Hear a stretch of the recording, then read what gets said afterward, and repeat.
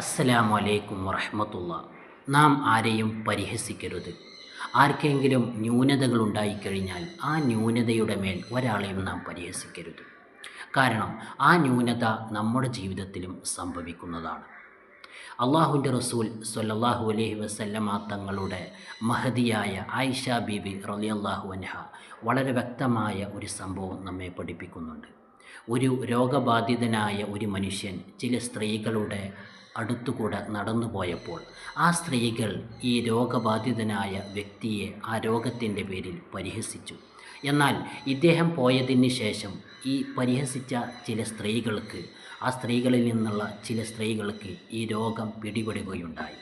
അതായത് നാം മനസ്സിലാക്കേണ്ടത്, ഈ ചരിത്രം നമ്മെ പഠിപ്പിക്കുന്നത്, ഈ യഥാർത്ഥ സംഭവം നമ്മെ പഠിപ്പിക്കുന്നത്, നാം മറ്റൊരാളെ പരിഹസിച്ചു കഴിഞ്ഞാൽ ഏത് വിഷയത്തിൻ്റെ പേരിലാണോ നാം പരിഹസിച്ചത് ആ വിഷയം നമ്മുടെ ജീവിതത്തിലും സംഭവിക്കുന്നതാണ്.